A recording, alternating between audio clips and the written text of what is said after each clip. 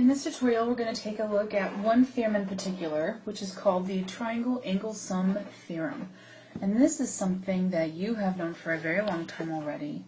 And all it really states is that the sum of your three angles in any triangle all add up to 180 degrees. In other words, this, the measure of angle A plus the measure of angle B plus the measure of angle C equals 180 degrees. Let's take a look at a problem that uses this theorem. Okay, so let's take a look at this example. Here I have a triangle, and I have three angle measures, x, y, and z, and they all have the expressions such as 2x minus 9 degrees, 2x plus 4 degrees, and then x degrees. And I'm supposed to solve for x. Now the only thing I know is that the sum of all of these angles should equal 180 degrees. So I can write that out in an equation. So let's go ahead and I'll start with x, and I'm going to state that 2x minus 9 plus 2x plus 4 plus x all equal 180 degrees. And once I have that equation, I can solve this pretty easily. So I see 2x and 2x, and then 1x. So 2, 2, and 1 is 5. So that gives me 5x. Negative 9 plus 4 is negative 5, and this equals 180.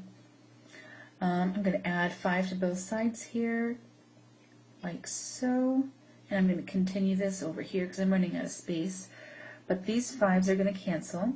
I'm left with 5x equals 180. Oops, sorry about that.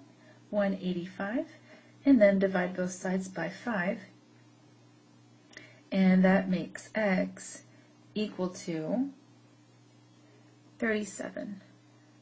So once I know this, I can go back and determine all the angle measures that I have here. So I'm going to do a check, because I want you guys to do this too when you're doing your homework. Let's check to make sure this is true, because when I plug x into all of these measures, they should give me three angles that add up to 180 degrees. So let's check out angle x first. So that means this would be 2 times 37 minus 9, which happens to be 65 degrees. Angle z is just whatever x is, which is 37 degrees. And then up here for angle y, this is going to be 2 times 37 plus 4, which is going to be 78. So I'm going to go ahead and calculate that in my calculator. I'm going to do 78 plus 65 plus 37. And if I did this correctly, those three measures should add up to 180, and in fact they do. So that's how I know I did my problem correctly. And we have one more theorem to look at in this section. Alright, before we get to the other theorem, we need to know a little bit more about the kind of triangles that we have. And we have 7 different kinds of triangles. And you will be able to know what kind of triangles that you have based on certain information. So in the very first triangle, we are going to look at a particular triangle that has every single angle congruent to each other. And this kind of angle is called equiangular. And it's pretty self-explanatory as to how it got that name. Equa meaning equal, angular meaning angles. That's all there is to that one. The second one that we have is called an acute triangle. And in order for a triangle to be an acute triangle, it means all your angles are acute. Not just one, not two, all of them. The third one that we have is called a right triangle. And that's because if I put up here in my picture a right angle, it just means that I have one right angle. That's all you need. You can't have two right angles in any triangle, because then you don't have a third one. The fourth one that we have is an obtuse triangle. And in order for a triangle to be called obtuse, it only has to have one angle that is obtuse, greater than 90 degrees. Just one. The next kind of triangle that we have is if I have all of my sides congruent to each other, which you should be familiar with. This is called equilateral. And the equal part should be self-explanatory, but lateral means side, so all sides equal. And it's not going to be just one or two sides, it has to be all three. So all three sides. Okay. The sixth kind is called something familiar as well. This is isosceles. And you do need to know how to spell this, and I did not write that out very well, so let me try that again. To spell isosceles, you go I-S-O-S-C-E-L-E-S,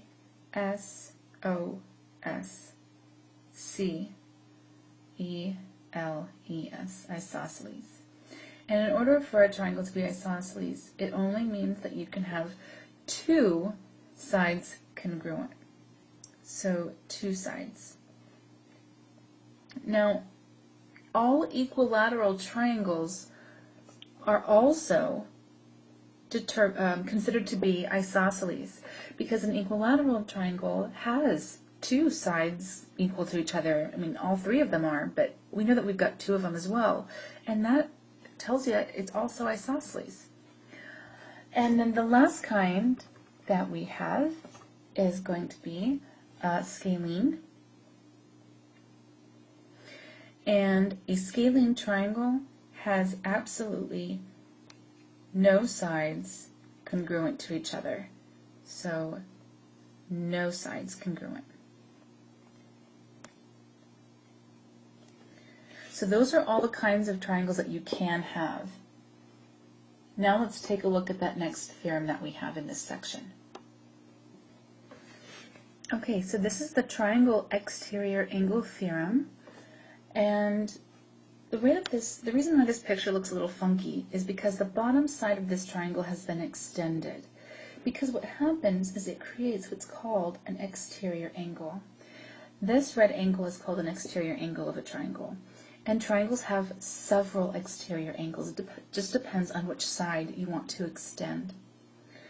Now, for every exterior angle that there are two remote interior angles that go with it. And they're the angles that don't touch or are near that exterior angle at all. So there's a direct relationship between the measure of the exterior angle and the two remote interior angles. And that is that the measure of angle 1 is equal to the sum of the measures of the interior angles. And that is always true. That's not going to be debated. And it's true for every single case. So let's take a look at an example. Okay. So let's take a look at this picture. I have my triangle and then my extended side, and I want to know what the measure of angle 1 is. So what is the measure of angle 1 going to be equal to? Well, according to my Triangle Exterior Angle Theorem, I know that this angle is the sum of the two remote interior angles, which are the angles that are farthest from that. So all I have to do here is take 40 and add it to that 30, because those are my two remote interior angles. And I know that the measure of angle 1 is equal to 70 degrees. So let's recap a little bit. These angles here are called remote interior angles.